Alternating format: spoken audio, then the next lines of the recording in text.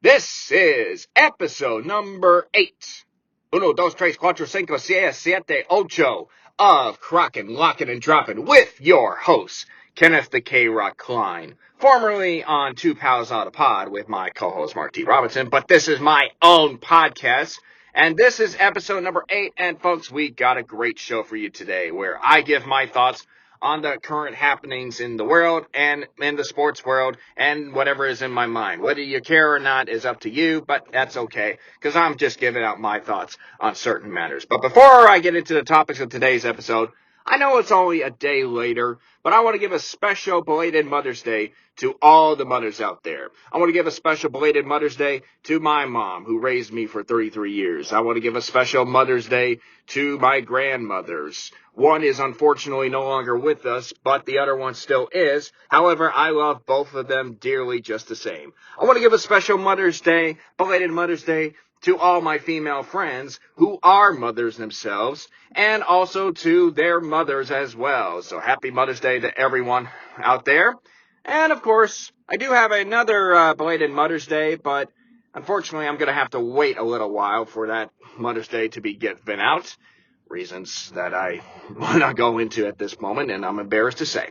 But anyway, so with all those Mother's Day things out of the way, let's get into what I'm going to be talking about today. I'm going to be talking about a particular NFL team today. And folks, I'm going to be gearing up for this one because this is a team that I think deserves its praise.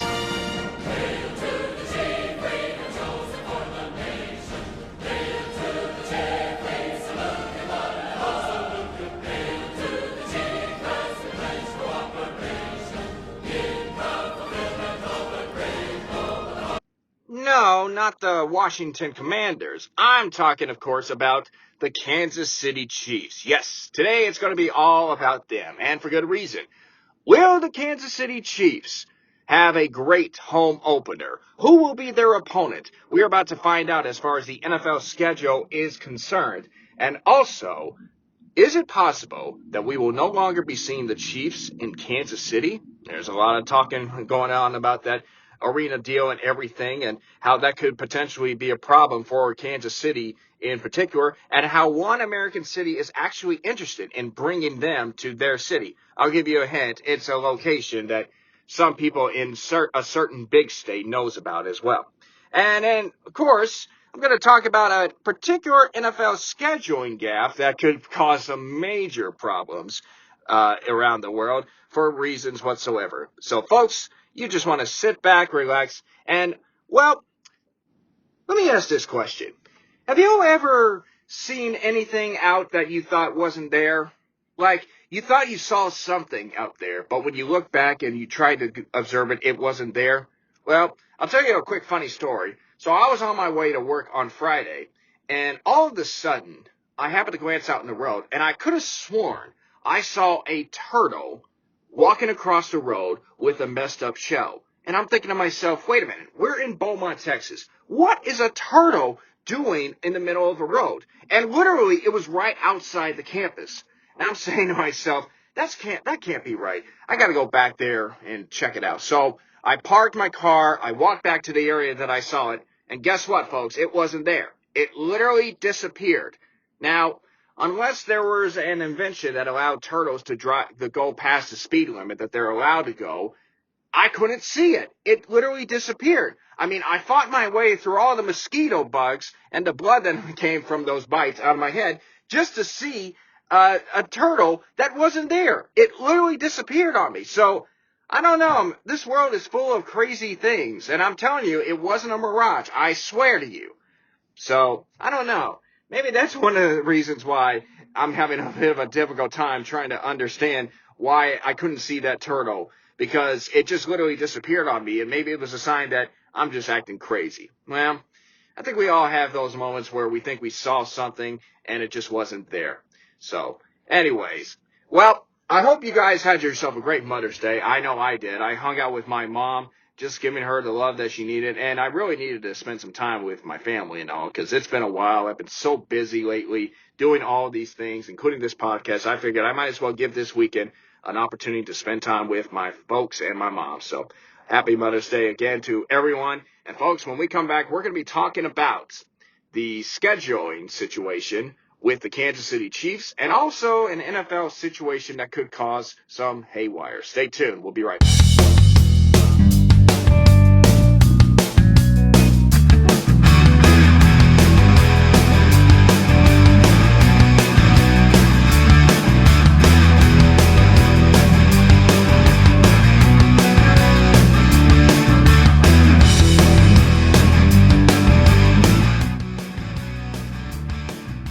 We are back, and folks, I gotta tell you, it seems like when it comes to sports and traditions, they almost get treated like holidays. I mean, think about it. You think of opening day as almost similar to New Year's Day. You think about March Madness as being similar to, I don't know, Christmas or Thanksgiving. That may be a little bit of a stretch.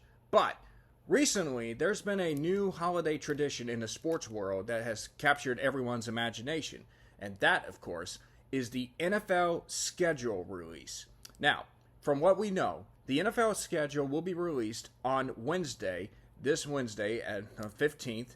And everyone is going to be really excited to see where their favorite teams are going to go and who they're going to play on what days. Well, technically, they know who, they know where, they just don't know when. So they're about to find out as well. And typically, the schedule, I don't want to say it has any effect on how a season will play out, but sometimes you might think, okay, you're going to start off maybe with a good stretch against teams that you're supposed to beat against, but then encounter a tough stretch where you're facing off against some teams last year. And then other times it might be their opposite.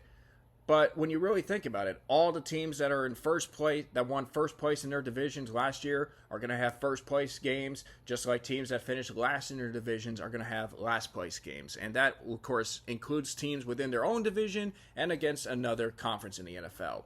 Now, if you're the Kansas City Chiefs, you really don't care about the schedule.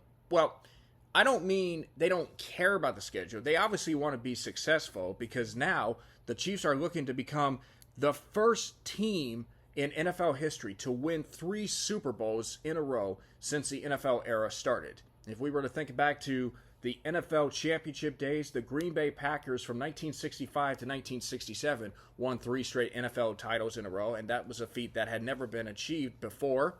However, 2 of those were with the first Super Bowl, so the Kansas City Chiefs are bound for history. But that leads to the question that everyone is wondering. We know Kansas City will have the primetime game on Thursday, at least. The question is, who will they be opening up against? The night in which they're going to unveil their championship banner and celebrate last year's accomplishments will be something that everyone in Kansas City and their fans will definitely want to have experience. And if you're Kansas City, you're hoping that this year will be successful, unlike last year when you were scheduled to play Detroit, who was an up-and-coming team and who shocked everyone by defeating you.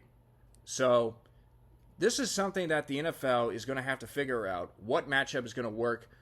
Well, they have to consider 2 options. They have to consider a game in which Kansas City could win, but a game in which Kansas City is going to be matched up against a team that is destined and bound to have primetime experience and something that will get fans engaged and hopefully draw in a lot of ratings.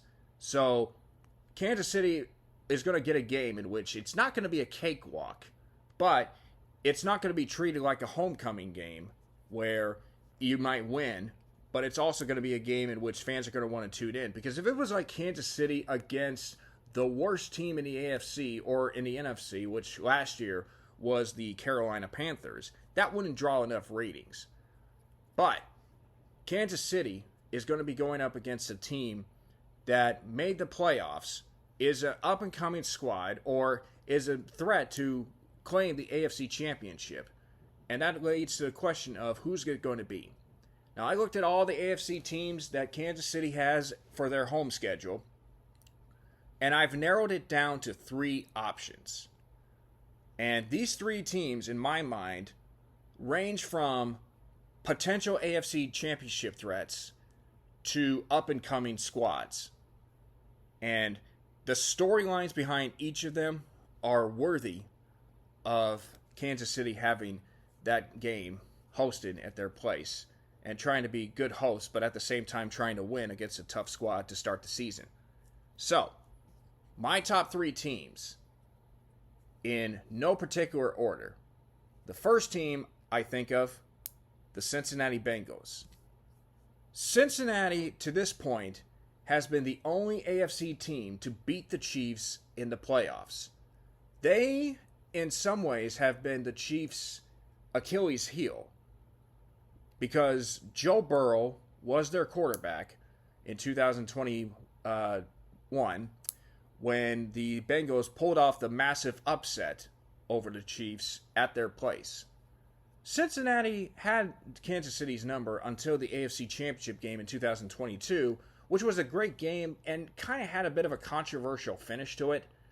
But most people think that, oh, Joe Burrow, he's the only quarterback that has beaten Patrick Mahomes in AFC playoffs. He's the guy that can do it again. He's the man that's going to lead the team. Well, last year the Bengals didn't make the playoffs, and partly because Joe Burrow was injured. He missed most of the season, or he started off the season a little sluggish and got the Bengals momentum going back, but then he's lost for the rest of the season. And Cincinnati, unfortunately, yeah, they had Jake Browning who did very well down the stretch, but it's just unfortunate that Cincinnati couldn't make it to the playoffs. But that's what happens when you're in a division where 3 teams make the playoffs. So the Bengals missed out, but you have to think that the NFL is wanting to see the Chiefs and the Bengals in the primetime game on Thursday. And that should get a lot of fans excited because I'm sure Cincinnati's thinking, well, yes, Kansas City's the best team, but we can beat them. And we've done it before, and we can do it again. We got Joe Burrow coming back. Yes, we have some issues where we're missing some key guys. We lost Joe Mixon. We lost Tyler Boyd, and we may be losing T. Higgins and another player, but we can still field a team that has a legitimate chance of knocking off the Kansas City Chiefs, just like we did previously. I think it would be a very good game, but you wonder if the star power for the Cincinnati Bengals is there. You wonder if Cincinnati can really step up, or are they just going to be a pushover for Kansas City? Because looking at the AFC in particular, the Buffalo Bills could not beat the Chiefs in the playoffs. The Baltimore Ravens, yeah, they were probably better than the Kansas City Chiefs last year, but they didn't show it in the AFC Championship game. So you have to think that maybe there's still a sense that Cincinnati can be that team. Well, the question is, can the Bengals overcome their internal struggles and find a way to get the job done? They got to the Super Bowl, but lost to the Rams, and yet they still feel like they can beat the Kansas City Chiefs. Maybe they got a little overconfident in that AFC Championship rematch, but you just have to assume that Cincinnati can still be that team, although there are questions about how well they can play and if Joe Burrow can really be that quarterback and more than what he's shown up to this point. I'm not saying Joe Burrow is an average. I think he's a great quarterback, and I think he will have a good season, but he has not really elevated his game. He should be in the MVP conversation this year if he can get Cincinnati to the top. But you have quarterbacks like Jalen Hurts, Brock Purdy, and Lamar Jackson, who are obviously better. Josh Allen's put up better numbers, but hasn't done well in the postseason, considering that Burrow beat him last year. So this is going to be a telltale sign of whether the Cincinnati Bengals can remain the biggest threat to the Kansas City Chiefs in the AFC division. However, most people are looking at another team as the AFC threat to Kansas City, and that, of course, being the Houston Texans. Last year, the idea that the Texans would be the Kansas City Chiefs' biggest threat in the AFC was laughable. But after the season that they had, in which they went from 3 wins in 2022 to 10 wins and a division title last year, the Texans have also upgraded their offseason roster. Multiple free agents, including Danielle Hunter, making big-time trades for Joe Mixon and Stephon Diggs, players that can really have a big impact on this Texans team that a lot of people seem to think are ready to take on the challenge of being the AFC champions and possibly getting a Super Bowl. Now, the biggest question is, are they going to be the biggest threat to the Kansas City Chiefs? Some people, in fact, most people believe that it really should be the Texans that should open their game against Kansas City. There are some pros and cons to that. Obviously, the Texans and the Chiefs are the ideal AFC championship match that fans want to see. But the thing that is concerning to me about this matchup is, suppose the Texans go in there and the spotlight, the pressure that has been built on them because of what they did in the offseason gets to them, and they go out and they lay an egg. What if CJ Stroud has a sophomore slump? What if he regresses? What if the players don't elevate themselves? What if they don't perform in the spotlight? Because the last time the Texans played the Chiefs in a primetime game was before the whole Deshaun Watson situation, and the Texans were bad. They did not play well against Kansas City. So the idea is, would you want to take a chance on having Houston open up their season against Kansas City?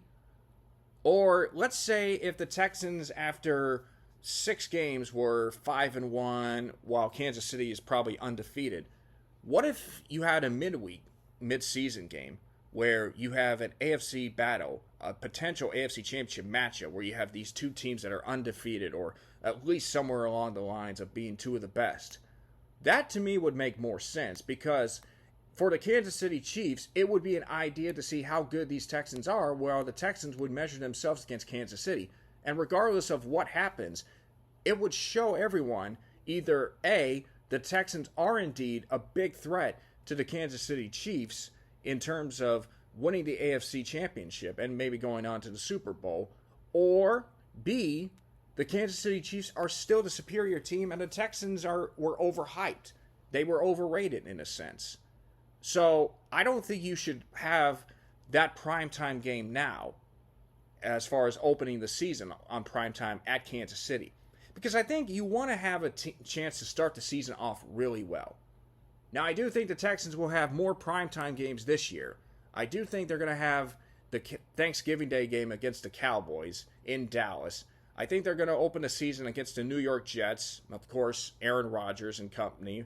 Rodgers will still be back, though you wonder if he is still going to be the same player as he has been with the Green Bay Packers and before he suffered an ACL injury. But for the Texans to really show that they belong, I think you need to wait until mid-season where both these teams are really good, elevated, and you can see them on Sunday night on NBC, or pending, of course, how the rest of the season plays out. So that would be another team that I think a lot of fans would want to see, the Texans being the second team. And the third team, this may come as a little bit of a surprise, but I would have to think the Los Angeles Chargers should be a team to consider opening the season if you're the Kansas City Chiefs. The Chargers are not on the level with Kansas City. I mean, the last few years haven't been too kind to them. Many people think that Los Angeles was the best threat to Kansas City to win the AFC West division. But then you had all these coaching bizarre situations, and then Brandon Staley gets fired. Justin Herbert, yeah, I mean, he's had some great moments, but he hasn't really brought himself up to winning the MVP conversation. Like the AFC West division, that one year where you had 4 quarterbacks, Mahomes, Herbert, Russell Wilson, and Derek Carr, that was supposed to be the most competitive division in the AFC. And yet, because of the play of the 3 guys not named Mahomes, it was viewed as overrated. But the Chargers hired Jim Harbaugh, fresh off a national championship at the University of Michigan.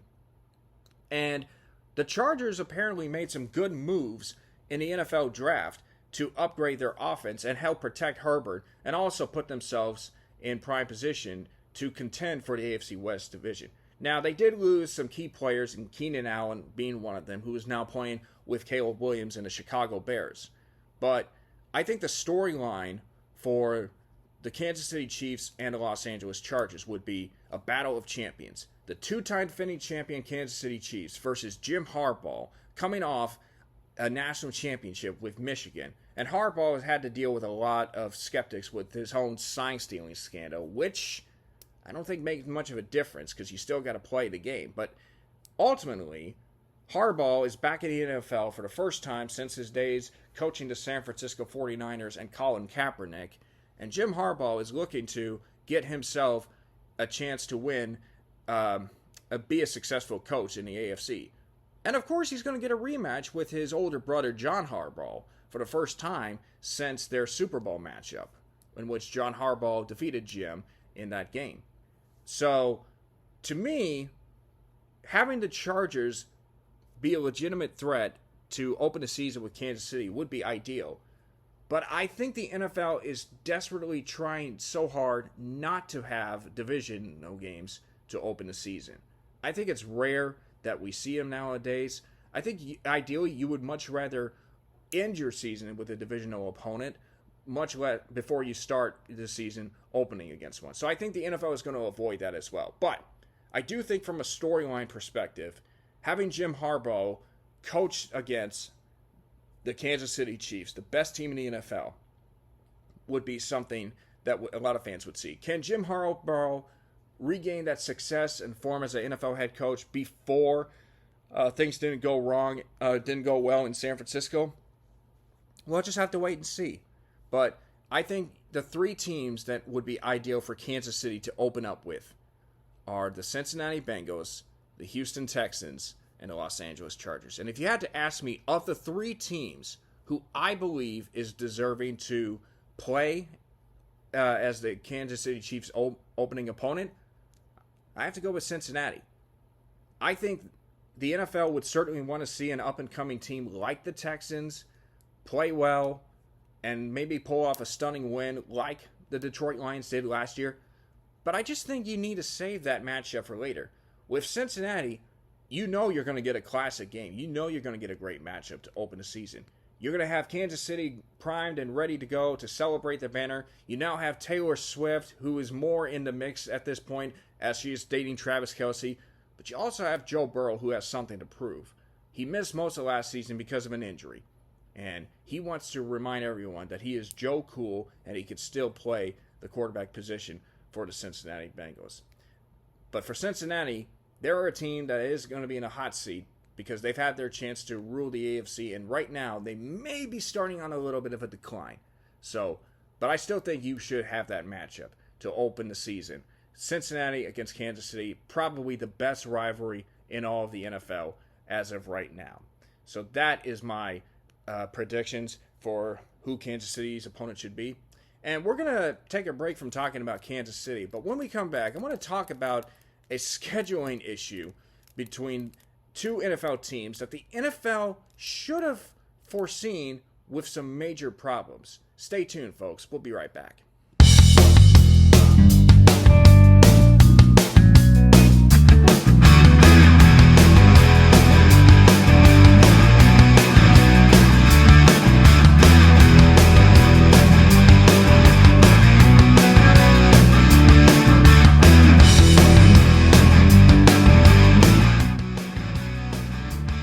In recent years, the NFL has scheduled games not only in the United States, as always, but they've also scheduled games across the Atlantic Ocean to Europe.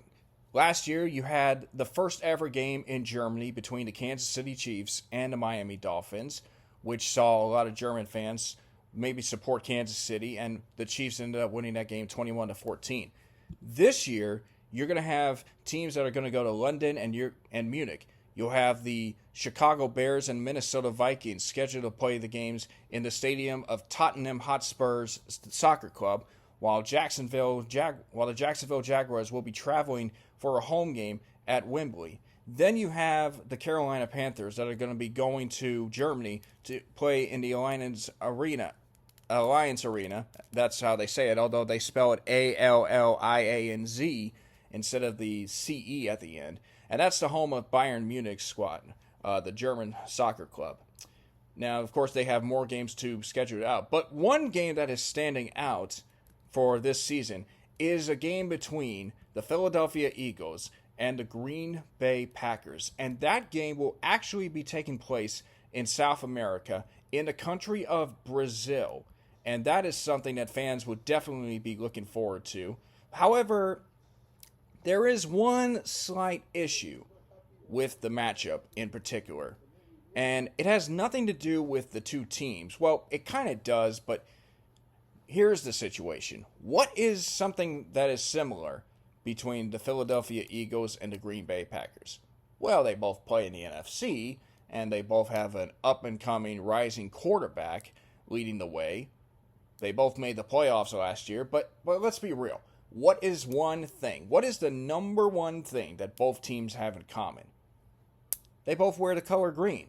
Henceforth, the Green Bay Packers, with their most yellow helmet and a white and green G, but they wear green jerseys. And then you have Philadelphia, who also wears green jerseys. And Philadelphia is going to be the home team in this game, so they will likely wear their team jerseys. But there is a problem. The game is going to be played in Sao Paulo, and it will be played in Corinthians Arena, which is the home to the Brazilian soccer team Corinthians. And there's a problem with this location because Corinthians has a major rivalry with the soccer club of Palmeiras, and it is a fierce one. I mean, we know how bad our rivalries here in the United States are. You've seen it with Michigan, Ohio State, Yankees, Red Sox, or what have you, Giants, Dodgers for that matter. But overseas and across other parts, it is really fierce. Major fights, fans really putting their livelihoods in their soccer teams, and they get in so much conflicts with the others, trying to get into some fights, and also, being real passionate, wanting to see the other team win. And that's like with FC Barcelona and Real Madrid, another major rivalry up in Spain. There was a transfer of one player who was a legend in Barcelona, but then he betrayed that club by joining Real Madrid, and that led to a major controversy over the way of him saying that he would never play for Madrid, but then he ends up going to Madrid, and that, of course, is one of the reasons why that's a major rivalry and why his legacy is one of controversy even to this day.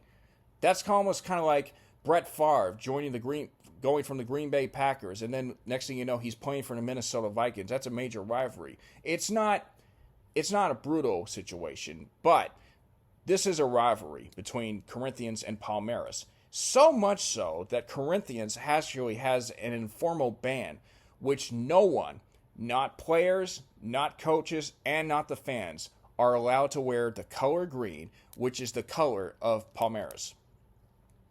So that makes you wonder, what exactly was the NFL thinking when they decided to schedule the game between the Philadelphia Eagles and the Green Bay Packers? They both wear green on their uniforms in some way. No matter how you look at it, you cannot escape the fact that green is on the colors. In fact, Corinthians, that's something that is going to make you wonder what's going to happen when they play that game. Will both teams be banned from wearing green? Because to prove a point of why Corinthians has that law in place, there was a player on the Corinthians team whose name was Joe. Brazil is basically has one name of players in soccer. Pele, Ronaldo, Ronaldinho. It's one name players, but a player named Joe who was fined by the club in 2021 for donning green soccer cleats. So he couldn't wear green on his squad. And that makes you wonder how it's going to be treated. Here's the thing. Philadelphia is the home team, as I said, so they're going to be wearing green. But the problem is, if this green rule is in effect, Philadelphia is forced to wear white, but that's a problem because Green Bay also wears green as their home jerseys. So you are in a lose-lose situation. Now, there is a situation that could come out of it. One idea would be to have Philadelphia wear their black alternate jersey, but again, the major problem is they Eagles still have their green helmets. So, I mean, that's going to be a hard thing to sell. Like, why would Sao Paulo agree to a game when they should have known that both teams wore green? why should the NFL agree to play the game in Sao Paulo when they should know that Sao Paulo has an ban on the color green? And I know this seems kind of silly when you think about it because, in high school, you probably wore different color, or you didn't wear a color of your high school's opponent, your top rival in high school, because you were going to play them that week. I mean, I know this. In Memorial High School, yes, there were times I wore green, but I never wore green because that was the rival Stratford. I especially never wore green on game day. But, I mean, that was a whole different matter. I mean, this whole thing with Corinthians having this informal green ban, it's almost like if the Texas Rangers decided that they were not going to have fans coming in wearing orange because that's the rival of the Houston Astros, then that would be similar to that.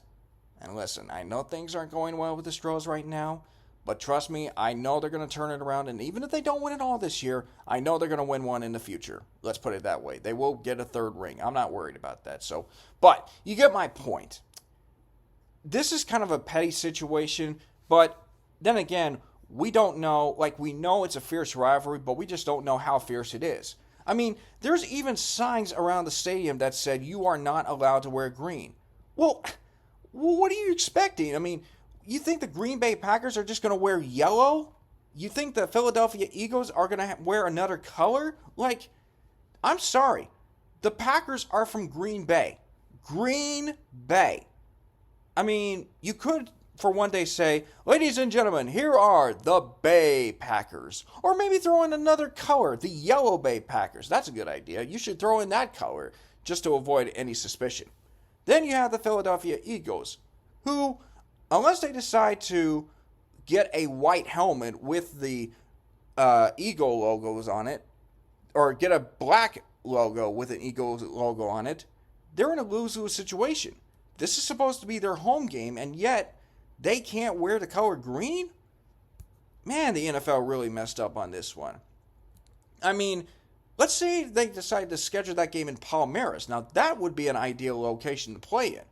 Why not find a game in Rio de Janeiro? I mean, why not go there instead? What's wrong with their stadium? Rio de Janeiro, it's the capital of Brazil. And yet, they decide to go to a game in Sao Paulo where you're not allowed to wear the color green. I mean, I just have a hard time coming up with that excuses for that. I think this was a terrible move on the NFL's part, and I know this was a story that was brought up weeks ago, but I just happened to pick up on it, and I just want to get my thoughts on the whole matter. So I totally think the NFL will figure out a solution to this problem because I think the fans of Brazil want to see it. And I think if the Corinthians fans understand that, look, it's not Palmeiras green that you're going to see. It's Green Bay Packer green. It's Philadelphia Eagle green. If that's the case, then I think fans will be understanding. But, and again, green is green regardless of what type it is. But there are many different versions of green. Green with envy. Green Acres is the place to be. Sorry, I'm thinking of a TV show theme song for that matter.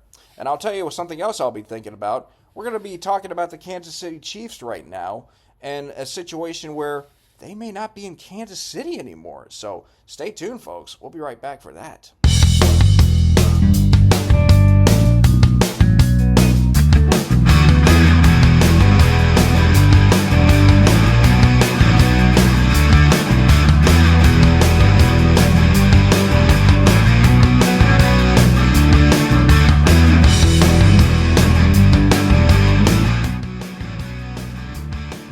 Has been an interesting offseason for the Kansas City Chiefs. The Chiefs are fresh off their second straight Super Bowl victory to become the NFL's newest dynasty. 3 Super Bowls in a 5-year stretch, 4 Super Bowls overall in their franchise history. But it seems like there's been a lot of offseason drama for Kansas City. On one hand, you have Rashee Rice, one of the top players, the top receiver for the Chiefs, that has gotten himself in some massive trouble in the offseason and continues to find ways to get himself busted up. There was the incident in March of this year where, while driving a Lamborghini Urus, he was involved in a high-speed hit-and-run crash in Dallas, along with a Chevrolet Corvette that he was leasing at the time. And then, of course, there were 4 other vehicles involved in this crash. They ended up charging him, putting out an arrest warrant, and that he has been involved, or he has been charged with 1 count of aggravated assault. And while he's being under investigation for that, he's also being under investigation for allegedly hitting a man in downtown Dallas back on May 6th after an assault was reported. So there's definitely a lot of drama with Rashee Rice in that area. Then you have everybody's interest in Travis Kelce and Taylor Swift's romance, which again, I'm not against it. I just hope and pray that if they somehow find happiness together, then they should be happy together. But they're going to have to deal with a lot of distractions and everything. But I do wish them the best of luck. But they're going to have to continue with that. So there's going to be continued interest in that relationship.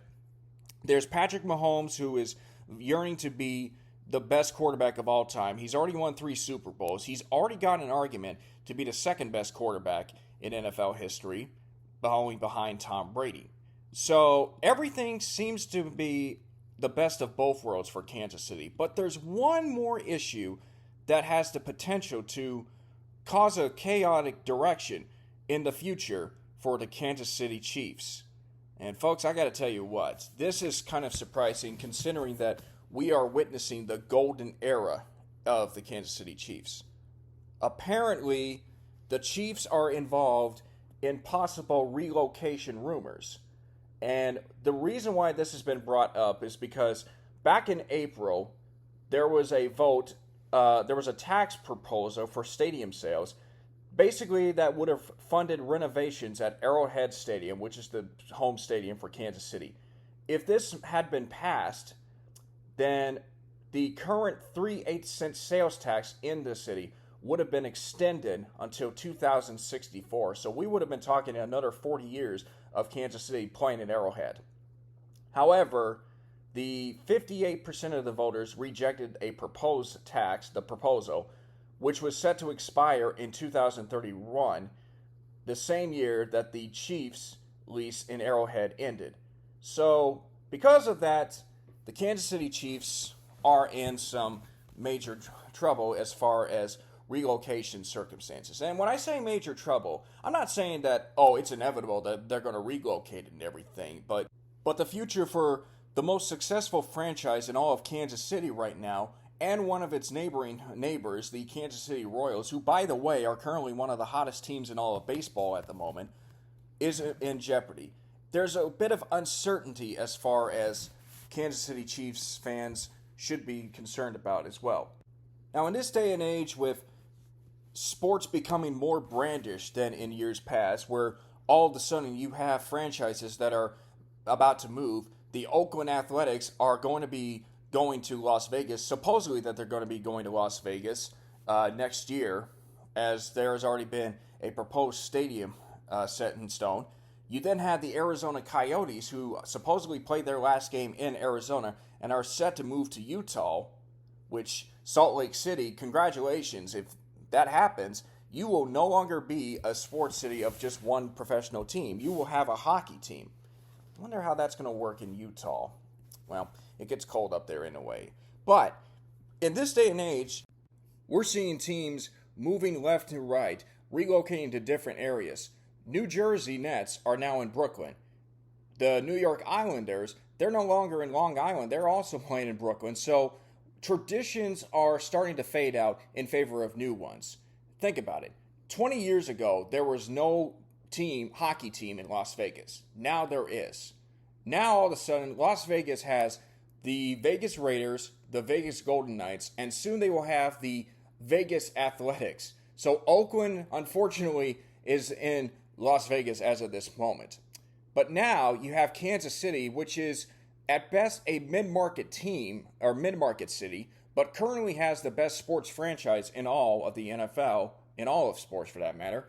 And you're telling me that the Kansas City Chiefs might actually be thinking about moving because the taxpayers, the politicians are voted to reject a proposal which would have allowed them to stay in their Arrowhead Stadium?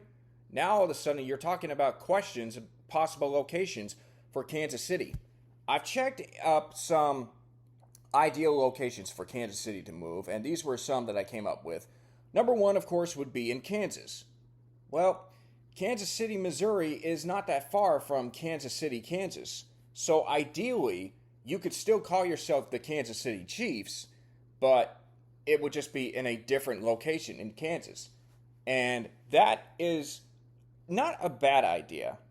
Basically, you just move across the state border lines from Missouri to Kansas. In fact, there's already talks about the people in the state of Kansas coming up with these plans for a new stadium proposal, which obviously hasn't had that. But they're saying, well, Kansas is ready for an NFL team. And, you know, there's a lot of confusion because people think of Kansas City being in Kansas, just like Oklahoma City being in Oklahoma. But the Kansas City in this case is in Missouri.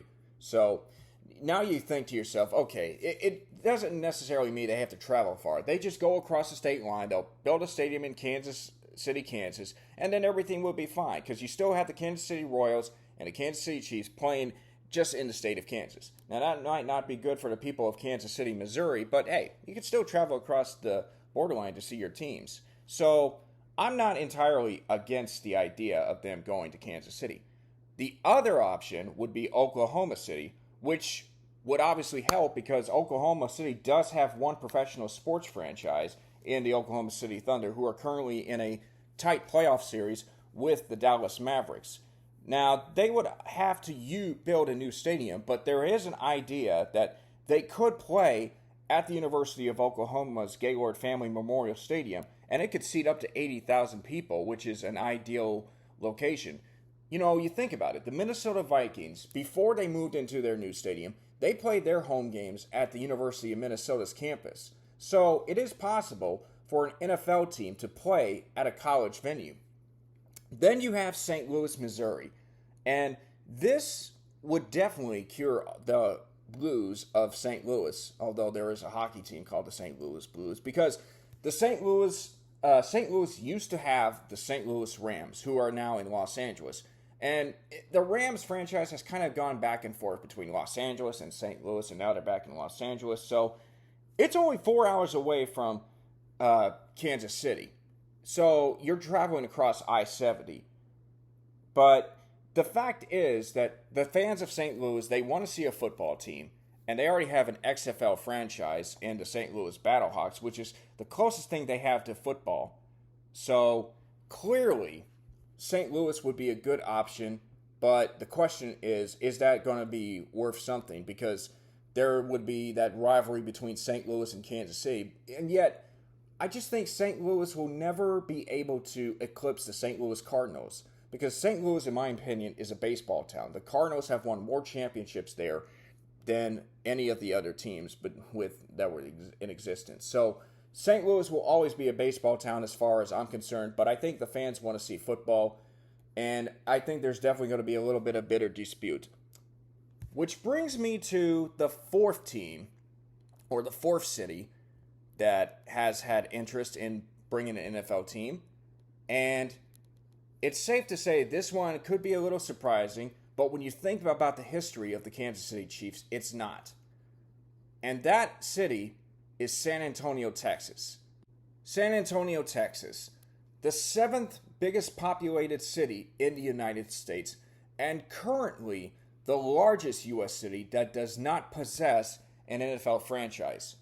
San Antonio, Texas, which is below the capital of Austin, and it's in a football-powered state. And believe me, this is not the first time that San Antonio has had an interest in getting an NFL team.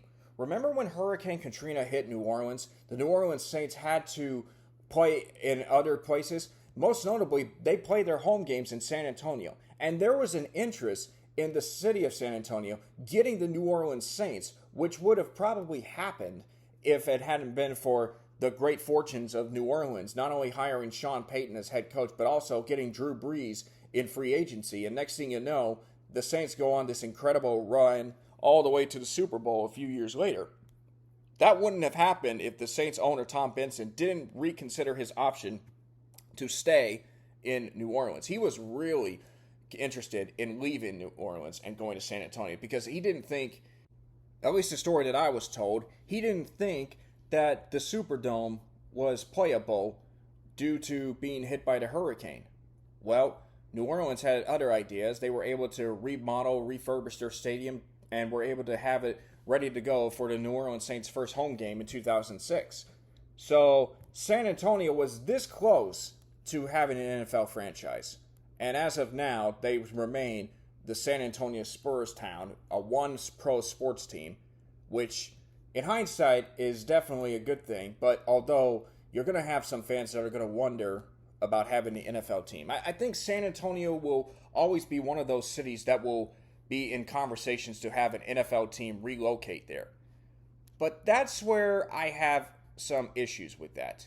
Now, when you think about the Kansas City Chiefs, historically speaking, this wouldn't be the first time that they would be in Texas, because when the AFL started in 1960, the Kansas City Chiefs were the Dallas Texans from 1960 to 1962 before they relocated to Kansas City. Lamar Hunt, although born in Arkansas, was actually raised in Dallas, and he was the owner of the team in Dallas, Texas. But even though the Texans had more success in the early days than the Dallas Cowboys, Lamar Hunt figured, well, it's going to be really hard for the DFW market to support two teams because they had to share the same football venue in the Cotton Bowl for early in their careers. So Lamar Hunt decided to relocate his team, and he had some offers to move to Miami, to Atlanta. Ultimately, he settled on Kansas City, and that's where the Kansas City Chiefs have been in there. So you think about it, the Kansas City Chiefs are no strangers to Texas, particularly Dallas. And speaking of Dallas, they also have an interest in adding a second NFL franchise to the city. At least some people do. But that's where I have some big problems. One unprofessional, one unofficial opinion as to why I don't think the Kansas City Chiefs should go to Dallas is because you're cheating the system here. You're basically taking the top team, which happens to be in Kansas City, and you are trying to relocate it to Dallas in order to give your team a chance to win more championships when you already have a brand in the Dallas Cowboys. And Jerry Jones is not going to allow a third team to come to the NFL in the state of Texas because he wants a two-team system with the Dallas Cowboys and the Houston Texans, but he wants to remain on top. I can't see Jerry Jones saying, yeah, I'm going to bring in a third team and we'll put them down in San Antonio or wherever, maybe Waco or so. But as long as they don't compete against my boys, then we're going to be all right. That's not really a good Jerry Jones accent, but you can tell what I'm trying to do here. The problem here is Dallas has already established itself as a one-sport team, even though they have the big four sports with baseball, hockey, and basketball.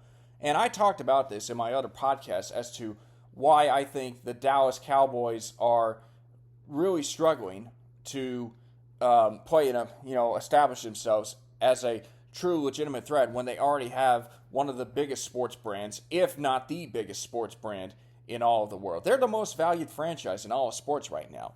So that's one of the reasons why I don't think it should work with two teams, because at the end of the day, there's always going to be that one team that's going to take over one city in a city of two sports teams. With New York, the Yankees over the Mets. With Los Angeles, the Dodgers over the Angels. With Chicago, the Cubs over the White Sox. And then, of course, back to New York, you have the Giants over the Jets. In Los Angeles, the Lakers over the Clippers. You get my point. There's always going to be one team that takes over an entire city, while the second team will more than likely be second rate. But back to San Antonio. There are a lot of interesting points, interesting ideas about having a team in San Antonio. The problem, though, is that San Antonio, as big as it is, it's still considered a mid-market team. With all its resources that it has, San Antonio would not be able to host an NFL team. However, if San Antonio combines itself with the city of Austin, you might have a legitimate chance of having an NFL franchise down there. The question is, where are you going to put that stadium? I mean, you're going to have to find a spot in between Austin and San Antonio. Round Rock might be a good option, but then again, that's 30 minutes away from Austin and not more closer to San Antonio.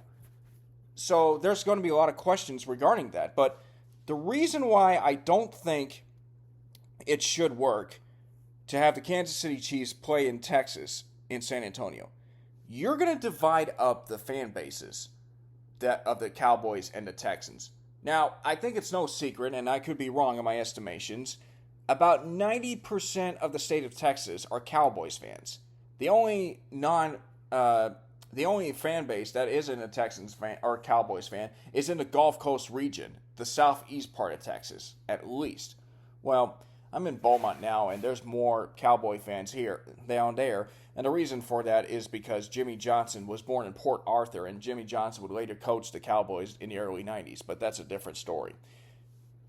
The problem is, by bringing the Kansas City Chiefs to Texas, you're going to split up the fan base. It's like Ross Perot running for election in 1992 to be president of the United States, going up against Bill Clinton and George Bush, and he wasn't going to win. But he did screw up the political system by taking some of the votes that would have gone to either candidate. And that's what led to a chaotic situation. A third-party candidate finishing third, but making it really close to where potential votes for Bush would have went to him, while Clinton still ended up taking a majority of the votes. But look, I'm not here to talk politics. The problem, I feel, is bringing the Kansas City Chiefs to San Antonio or Austin isn't going to work, because I can't see, you're going to have to build a stadium. There is a stadium in San Antonio, the Alamo Dome. The problem with the Alamo Dome is that it seats close to 65,000 people. That's a little over 10,000 less than what Arrowhead Stadium has. Then you consider the fact that there are at least, 60 suites in that stadium? Most NFL franchises have about double that. So you're going to have to double the franchise market. And then you consider San Antonio, like, it's a good medium-sized city, even though it's populated, but you're going to have to figure out how you're going to have all these people going from parking spots and then traveling on the Riverwalk and then walking their way across to get to the Alamo Dome. It just seems like, as much as San Antonio wishes it could have an NFL team, I just don't see it happening. I think, considering the fact that Texas, you already have two heavyweights in Texas in terms of the sports market. You have Dallas and you have Houston. Those are the two biggest heavyweights. San Antonio is good to have at least one professional sports team in the San Antonio Spurs, but it's hard to see San Antonio with an NFL team. Now, San Antonio did have an AAF football team. Like, there was a football team called the San Antonio Defenders that was part of this minor league alliance in the spring, but that only lasted a few weeks before the league folded, so their fan base didn't get much of an opportunity. Then you have the University of Texas and San Antonio Roadrunners that plays in the Alamo Dome. So, I mean, I've been to the Alamo Dome. It's a good stadium. I mean, we went there my sophomore year in college when we saw Baylor play Washington, and Baylor ended up winning the game. So it was a good experience, a good stadium. But I just can't see how an NFL team would work in the city of San Antonio. I can understand if maybe Austin would want to get involved, but you're going to have to find an area that would be good to build a stadium in between Austin and San Antonio. Because, you know, you think about the Dallas Cowboys, they play in Arlington, Texas. Now, Houston, they don't have a stadium downtown. They found them a spot that used to be on the former site of Astroworld, or they're right next to the Astrodome. But, you know, this whole thing with San Antonio and Kansas City, I just think it's a little bit ridiculous. Plus, consider this. Most states have one sports city that is worthy of having a big sports team. Florida has Miami. Now, yes, I know they have Jacksonville and I know they have Orlando, but none of those other teams have Major League Baseball or the NHL or and all that. Actually, Florida has two sports cities. I forgot about Tampa Bay. So Florida, Tampa Bay, those are the two sports teams. But then you have New York and then New York City and Buffalo. Although, to be fair, some of the New York teams play in New Jersey, Giants and Jets. I'm calling you out. California with Los Angeles and San Francisco, yes. San Diego still has the Padres, and Oakland, well, they pretty much just ran out of luck. And then you have the Sacramento Kings, but those aren't really big for sports marketed teams anymore.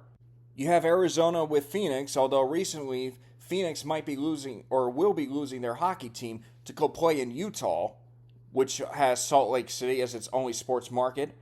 So I think the biggest problem is I feel like there should only be a maximum of 2 cities in the United States per state that can be allowed to have multiple professional sports teams. Now, obviously, for example, Pennsylvania, they have Philadelphia, they have Pittsburgh.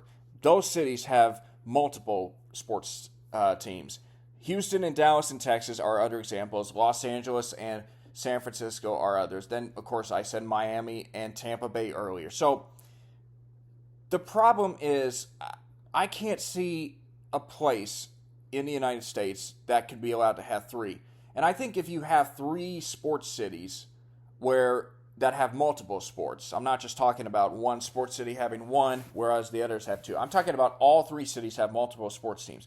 I think that's going to cause a little chaos and some confusion. It's going to cause a bit of a ruckus, and it's going to divide fan bases. A certain fan base might be rooting for one team in a city, and then all of a sudden, guess what?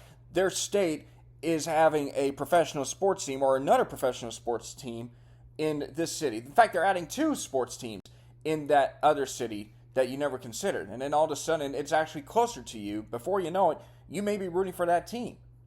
Now, I know that sounds kind of silly considering the history and tradition, but I just think that the state of Texas should be okay to have San Antonio have at least one professional sports team, but I don't think they should be allowed to have an NFL team. And I'm not saying that San Antonio isn't deserving of it.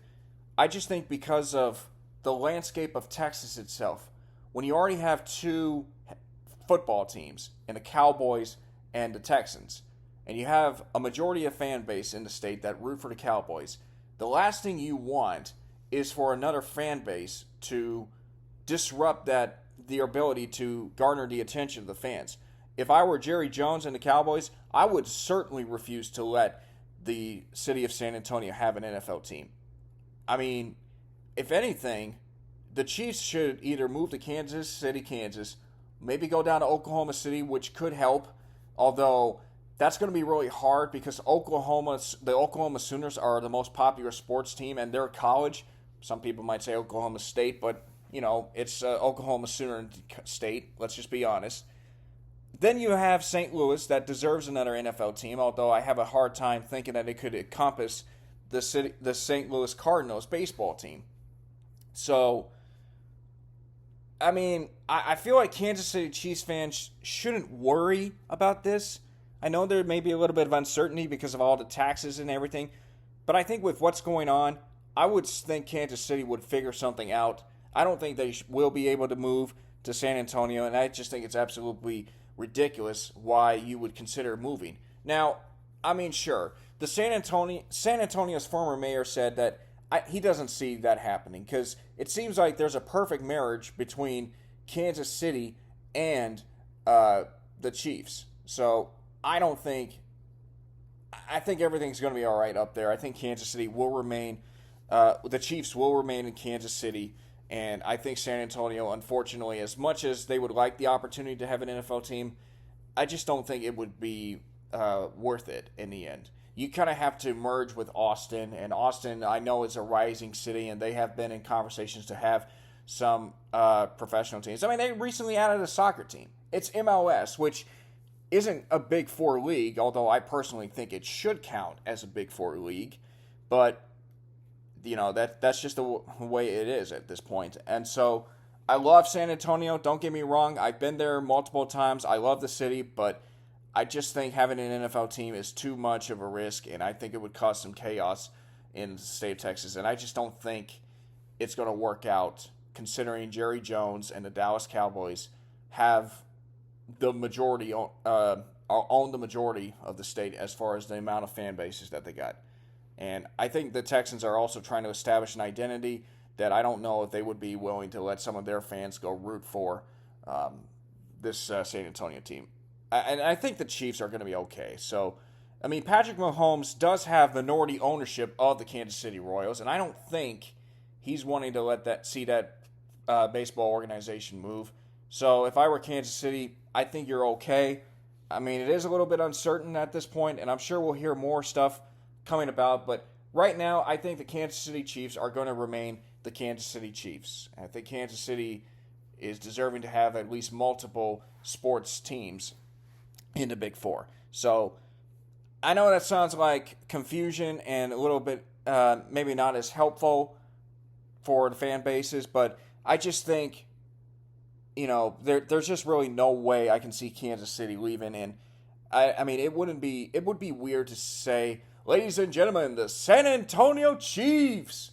They're going to have to come up with a new name if they move to San Antonio. Because the Chiefs, I mean, yes, it's traditional. I just don't see it working in San Antonio. They're going to have to come up with a new name, and that wouldn't be fair. So, at the end of the day, I still think it's going to be the Kansas City Chiefs. So, and that is going to conclude things on this show. Folks, we'd like to thank you for tuning in, and again, a little belated Happy Mother's Day. And also, I want to correct a mistake I made. My YouTube channel, I might have said Kenneth Cline Jr. at 1991. It's actually at KWC91.